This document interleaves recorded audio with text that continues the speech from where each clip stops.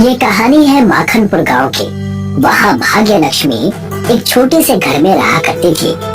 भाग्य लक्ष्मी पेड़ पौधों और प्रकृति से बहुत प्यार करती थी, इतना प्यार कि उन्होंने शादी भी नहीं की।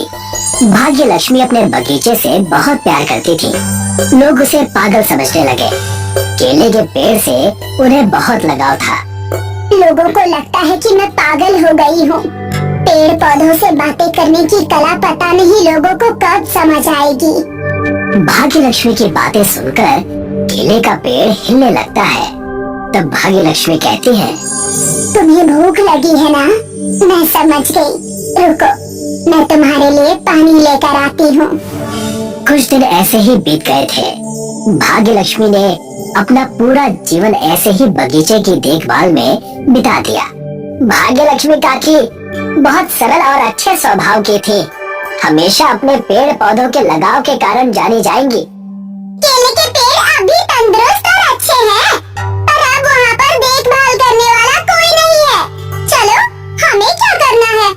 जो होना था वो तो हो ही गया। 20 साल बीत गए थे। उसी गांव में गौतम अपनी बेटी लक्ष्मी के साथ रहता था। लक्ष्मी भाग्य लक्ष्मी का पुनर्जन्म थी, लेकिन ये बात किसी को पता नहीं थी। उठ जाओ, आज तुम्हें लड़के वाले देखने आ रहे हैं, जल्दी उठ जाओ। अरे पिताजी, लड़कों का क्या है? वो तो आते रहते हैं, मुझे सोने दीजिए।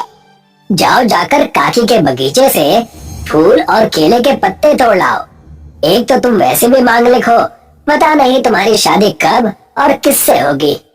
लक्ष्मी झिझक कर उठती है और भाग्य लक्ष्मी काकी के यहाँ से फूल और कुछ केले के पत्ते तोड़ने के लिए चली जाती है।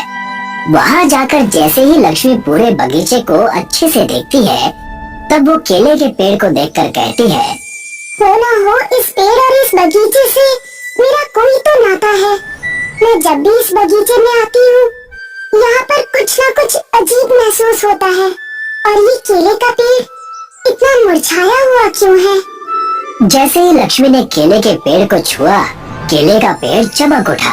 मुरझाया केले का पेड़ पूरी तरीके से खड़ा हो गया और उसमें से एक आवाज आई, आ गई तुम, मैंने तुम्हारा कितना इंतजार किया।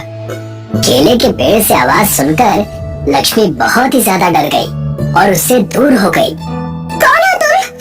और तुम बोल कैसे सकते हो? तुम तो ऐसे बर्ताव कर रही हो जैसे तुम मुझे जानते ही नहीं। मुझे कुछ याद नहीं आ रहा और तुमसे बहुत डर लग रहा है। जो कह रहा है ठीक से कहो। तब जाकर केले का पेड़ उसे भाग्य लक्ष्मी और अपनी पूरी व्यथा सुनाता है कि कैसे भाग्य लक्ष्मी ने बगीचे का निर्माण किया और लक्ष्मी का पुनर्जन्म हुआ। लेकिन लक्ष्मी को उस वक्त ज्यादा कुछ याद नहीं आता और मुझसे सिर्फ तुम ही बात कर सकती हो, तुम्हारे अलावा कोई भी देख और सुन नहीं सकता। तुम्हारी बातें सुनकर मुझे तो चक्कर आने लगा है। लक्ष्मी वही चक्कर खाकर गिर गई। जब होश में आई तब वो अपने कमरे में थी। तब उसके पिताजी ने कहा, ये 50वां रिश्ता है जो तुम्हें ठुकरा कर चला गया। पूरे समाज में मेरी नाक कटवा रही हो तुम, पता नहीं चाहती क्या हो। पर मैं यहाँ कैसे आई? मैं तो काकी के बगीचे में थी ना। तुम वहाँ पर थी नहीं, वहाँ पर बेहोश होकर गिरी हुई थी। मैं और 2 मुस्टंडे लड़के तुम्हें घर लेकर आए हैं। अपने पिता को दुखी देखकर लक्ष्मी और सहम जाती है और रात को बगीचे में चुपके से जाकर देखती है तो वहाँ केले का पेड़ फिर से मुरझा गया था। उसे मुरझाया देखकर लक्ष्मी उसके ऊपर पानी डालती है। मुझे पता था तुम यहाँ पर आओगी जरूर। तुम अंतर्यामी भी हो? मुझे ये नहीं पता था।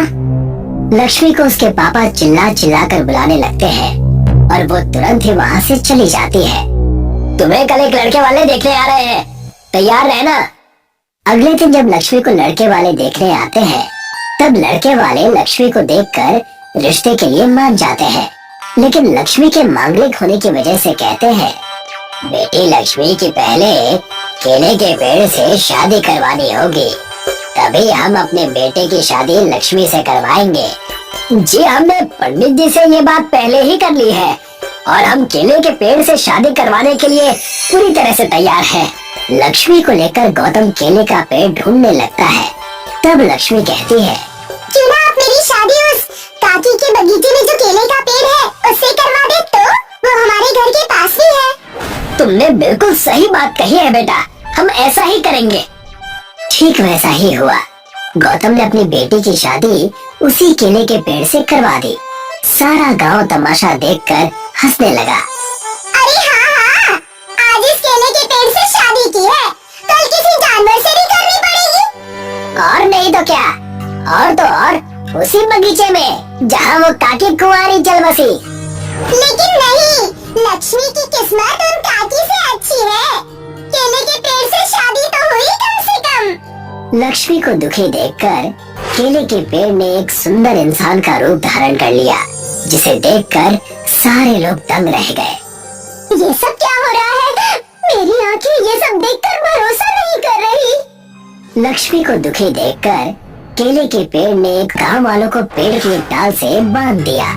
लक्ष्मी अपने दूल्हे को देखकर बहुत खुश हो गई। तुम सबकी इन्हीं करतूतों की वजह से मैंने मेरी प्यारी भाग्य लक्ष्मी को खो दिया, और अब मुझसे मेरी लक्ष्मी छीनना चाहते हो। तुम कहना क्या चाहते हो? और हमें इस तरह से बांध कर क्यों रखा है? बेटा लक्ष्मी, उस पेड़ वाले इंसान से दूर रहो, वो तुम्हें हानि भी पहुंचा सकता है। मैं इन्हें कई दिनों से जानती हूँ। आप सब बिल्कुल मत डरिए, ये वैसा बिल्कुल नहीं करेंगे।